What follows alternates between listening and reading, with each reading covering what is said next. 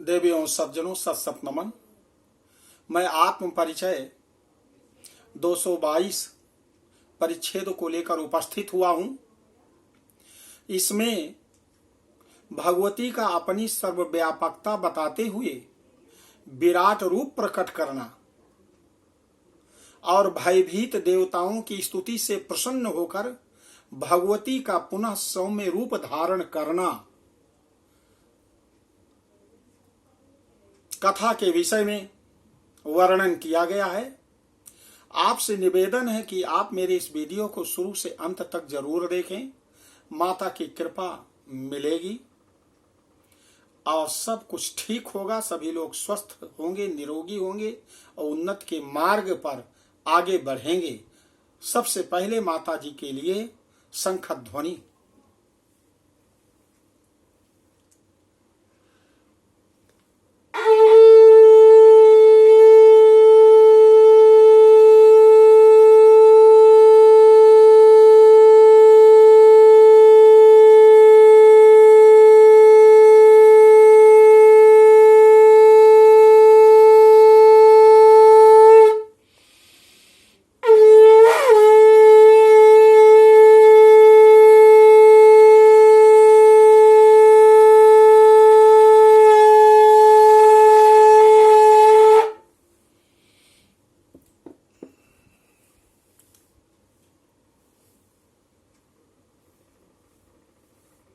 ऋषिवर जैमिनी कहते हैं कि हे महाराज जन्मेजय, आप ध्यान से सुने।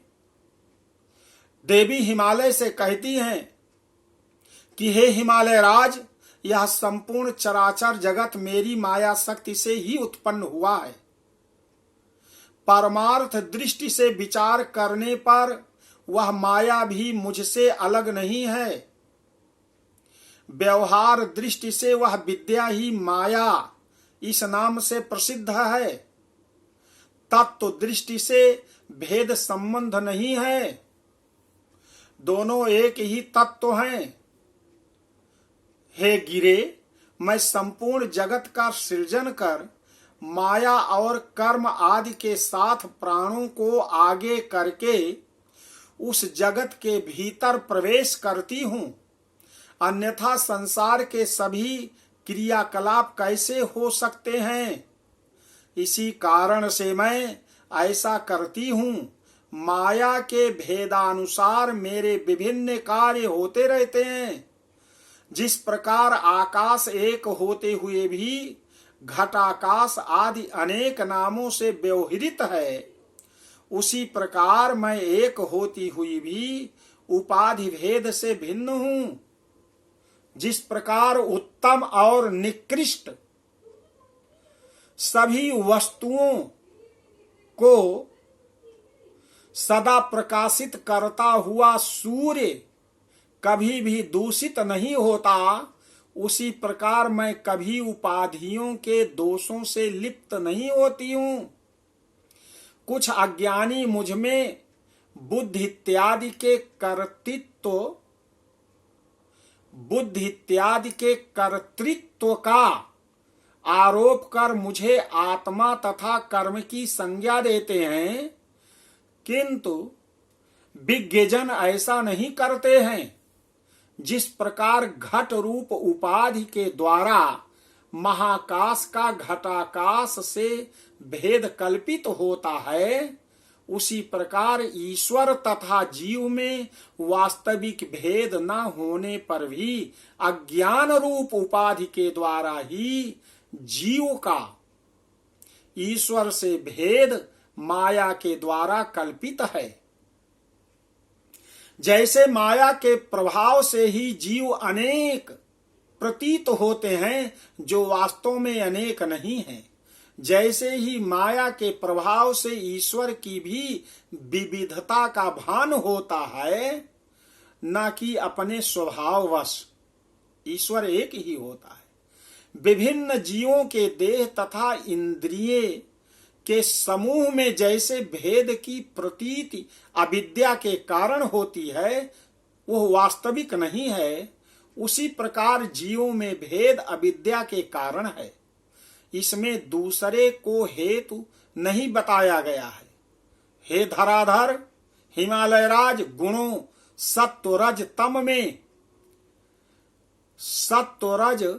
तम में उन गुणों के कार्य रूप वासना के भेद से जो भिन्नता की प्रतीति होती है, वही माया एक पदार्थ से दूसरे पदार्थ में भेद का कारण बनती है, कोई अन्य कभी नहीं। हे धरणीधर, यह समग्र जगत मुझ में ओतप्रोत है। मैं ईश्वर हूं, मैं सूत्रात्मा हूं तथा मैं ही विराट आत्मा हूं। मैं ही ब्रह्मा हूं, मैं ही विष्णु तथा मैं ही रुद्र हूं। मैं ही गौरी, ब्राह्मी और वैष्णवी भी हूं। मैं ही सूर्य हूं, मैं ही चंद्रमा हूं और तारे भी मैं ही हूं। पशु पक्षी आदि भी मेरे स्वरूप हैं। चांडाल, तस्कर, व्याध, क्रूर, कर्म करने वाला, सत्कर्म करने वाला तथा महान पुरुष, ये सब मैं ही हूं। स्त्री, पुरुष तथा नपुंसक के रूप में मैं ही हूं, इसमें कोई संदेह नहीं है। जो कुछ भी वस्तु जहां भी देखने या सुनने में आती है, वह चाहे भीतर हो अथवा बाहर कहीं भी विद्यमान हो, उन सबको व्याप्त कर उनमें सदा मैं ही स्थित रहती हूं। चराचर कोई भी वस्तु मुझसे रहित नहीं है। यदि मुझसे शून्य कोई वस्तु मान ली जाए तो वह बंध्या पुत्र के समान असंभव ही है। जिस प्रकार एक रस्सी भ्रमवश सर्प अथवा माला के रूप में जान पड़ती है, उसी प्रकार मैं ही ब्रह्मा, विष्णु, महेश आदि रूप से प्रतीत होती हूं। इसमें कोई संदेह नहीं है। अधिष्ठान की सत्ता के अतिरिक्त कल्पित वस्तु की सत्ता नहीं होती। उसकी प्रतीति अधिष्ठान की सत्ता के कारण होती है। अतः मेरी सत्ता से ही वह जगत सत्तावान है। इसके अतिरिक्त तो दूसरी बात हो ही नहीं सकती। हिमालय कहते हैं, हे मां, यदि मुझ पर आपकी कृपा हो तो आपने अपने इस समष्ट्यात्मक विराट रूप का जैसा वर्णन किया है, आपके उसी रूप को मैं देखना चाहता हूं। व्यास जी कहते हैं, उन हिमालय की यह बात सुनकर विष्णु सहित समस्त देवता प्रसन्न चित्त हो गए और उनकी बात का अनुमोदन करते हुए आनंदित हो गए। तदनंतर देवताओं की इच्छा जानकर भक्तों की कामना पूर्ण करने वाली तथा भक्तों के लिए कामधेनु तुल्य भगवती शिवा ने अपना रूप दिखा दिया। वह देवता महादेवी के उस परात्पर विराट रूप का दर्शन करने लगे, जिसका मस्तक आकाश है, चंद्रमा और सूर्य जिसके नेत्र हैं, दिशाएं कान हैं और वेद वाणी हैं। वायु को उस रूप का प्राण कहा गया है, विश्व ही उसका हृदय कहा गया है और पृथ्वी उस रूप की जंघा कही गई है। पाताल उस रूप की नाभि है, ज्योतिष चक्र वक्षस्थल है और महारलोक ग्रीवा है। जनलोक को उसका मुख कहा गया है। सत्यलोक से नीचे रहने वाला तपोलोक उसका ललाट है। इंद्र आदि उन माहेश्वरी के बाहु हैं और शब्द श्रोत्र हैं। नासत्य और दस्त्र दोनों अश्विनी कुमार उनकी नासिका हैं। विद्वान लोगों ने गंध को उनकी घ्राणेन्द्रिय कहा है। अग्नि को मुख कहा है। दिन और रात उनके पक्ष्म बरौनी हैं। ब्रह्म स्थान भवों का विस्तार है। जल को भगवती का तालु कहा गया है। रस जिह्वा कही गई है और यम को उनकी दाढ़ें बताया गया है। स्नेह की कलाएं उस रूप के दांत हैं और माया को उसका हास कहा गया है। सृष्टि उन माहेश्वरी का कटाक्ष पात है और लज्जा उनकी ऊपरी ओष्ठ है। लोभ उनका नीचे का ओष्ठ है और अधर्म मार्ग उनका पृष्ठ भाग है। जो पृथ्वी लोक में सृष्टा कहे जाते हैं वह प्रजापति ब्रह्मा उस विराट रूप की जननेन्द्रिय हैं। समुद्र उन देवी माहेश्वरी की कुक्षि है और पर्वत उनके और समस्त पर्वत उनकी अस्थियां हैं। नदियां उनकी नाड़ियां हैं और वृक्ष उनके केस बताए गए। कुमार, यौवन और बुढ़ापा ये अवस्थाएं उनकी उत्तम गति हैं। मेघ उनके सिर के केस हैं। प्रातः और सायंकाल दोनों संध्याएं उन ऐश्वर्यमयी देवी के दो वस्त्र हैं। हे राजन, चंद्रमा को श्री जगदम्बा का मन कहा गया है। विष्णु को उनको विज्ञान शक्ति कही गई है और रुद्र को उनका अंतःकरण बताया गया है। अश्व आदि जातियां उन ऐश्वर्यशालिनी भगवती के कटि प्रदेश में स्थित हैं और अतल से लेकर पाताल तक के सभी महान लोक उनके कटि प्रदेश के नीचे के भाग हैं। श्रेष्ठ देवताओं ने हजारों प्रकार की ज्वालाओं से युक्त जीभ से बार बार ओठ चाटते हुए, दांत कटकटाकर चीखने की ध्वनि करते हुए, आंखों से अग्नि उगलते हुए, अनेक प्रकार के आयुध धारण किए हुए, पराक्रमी ब्राह्मण क्षत्रिय ओदन रूप, हजार मस्तक, हजार नेत्र और हजार चरणों से संपन्न, करोड़ों सूर्यों के समान तेज युक्त तथा करोड़ों बिजलियों के समान प्रभा से प्रदीप्त, भयंकर, महाभीषण तथा हृदय और नेत्रों के लिए संत्रासकारक ऐसे विराट रूप का दर्शन किया। जब उन देवताओं ने इसे देखा तब वह हाहाकार करने लगे।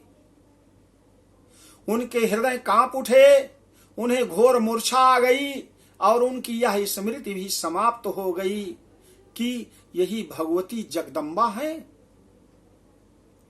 उन महाविभु की चारों दिशाओं में जो वेद विराजमान थे, उन्होंने मूर्छित देवताओं को अत्यंत घोर मूर्छा से चेतना प्रदान की। इसके बाद धैर्य धारण कर वे देवता श्रेष्ठ श्रुति प्राप्त करके प्रेम आश्रुओं से परिपूर्ण नेत्रों तथा रुंधे हुए कंठ से गदगद वाणी में उनकी स्तुति करने लगे। हे अम्ब, हमारे अपराधों को क्षमा कीजिए और अपने दीन संतानों की रक्षा कीजिए। हे देवेश्वरी, आप अपना क्रोध शांत कर लीजिए, क्योंकि हम लोग यह रूप देखकर भयभीत हो गए हैं। हम मंद बुद्धि देवता यहाँ आपकी कौन सी स्तुति कर सकते हैं। आपका अपना जितना तथा जैसा पराक्रम है उसे आप स्वयं भी नहीं जानती, तो फिर वह बाद में प्रादुर्भूत होने वाले हम देवताओं के ज्ञान का विषय कैसे हो सकता है। हे भुवनेश्वरी, आपको नमस्कार है। हे प्रणव आत्मिके, आपको नमस्कार है। समस्त वेदांतों से प्रमाणित तथा हिरिंकार रूप धारण करने वाली भगवती, आपको नमस्कार है। जिनसे अग्नि उत्पन्न हुई है, जिनसे सूर्य तथा चंद्र आविर्भूत हुए हैं और जिनसे समस्त औषधियां उत्पन्न हुई हैं, उन सर्वात्मा को नमस्कार है। जिनसे सभी देवता, साध्यगण, पक्षी, पशु तथा मनुष्य उत्पन्न हुए हैं, उन सर्वात्मा को नमस्कार है। जिनसे प्राण, अपान, व्रीहि, धान, यव, तप, श्रद्धा, सत्य, ब्रह्मचर्य और विधि का आविर्भाव हुआ है, उन सर्वात्मा को बार बार नमस्कार है। जिनसे सातों प्राण, 7 अग्नियां, 7 समिधाएं, 7 होम तथा 7 लोक उत्पन्न हुए हैं, उन सर्वात्मा को नमस्कार है। जिनसे समुद्र, पर्वत तथा सभी सिंधु निकलते हैं और जिनसे सभी औषधियां तथा रस उद्भूत होते हैं, उन सर्वात्मा को बार बार नमस्कार है। जिनसे यज्ञ, दीक्षा, यूप, दक्षिणाएं, ऋचाएं, यजुर्वेद तथा सामवेद के मंत्र उत्पन्न हुए हैं, उन सर्वात्मा को नमस्कार है। हे माता, आपको आगे पीछे, दोनों पार्श्वभाग, ऊपर नीचे तथा चारों दिशाओं से बार बार नमस्कार है। हे देवेश्वरी, अब इस अलौकिक रूप को छिपा लीजिए और हमें उसी परम सुंदर रूप का दर्शन कराइए। व्यास जी कहते हैं, देवताओं के भयभीत होने पर माता ने जब उन्हें देखा तो कृपा सिंधु जगदम्बा ने उस घोर रूप को छिपाकर और पास अंकुश वर तथा अभय मुद्रा से युक्त समस्त कोमल अंगों वाले, करुणा से परिपूर्ण नेत्र वाले एवं मंद मंद मुस्कान युक्त मुख कमल वाले मनोहर रूप का दर्शन करा दिया। तब भगवती का वह सुंदर रूप देखकर वे देवता भय रहित हो गए और शांत चित्त होकर, हर्ष युक्त होकर गदगद वाणी से देवी को प्रणाम करने लगे। मुखे ते तांबूलम नयन युगले कजलिकरा, ललाटे काश्मीरम बिलसति गले मक्तिकलता, इस फुरत कांची साटी पृथुकटि तटे हाटकमयी, भजामस्त्वाम गौरीम नगपति किशोरीम वीरताम। बोलो नगपत किशोरी माता गौरी की जय।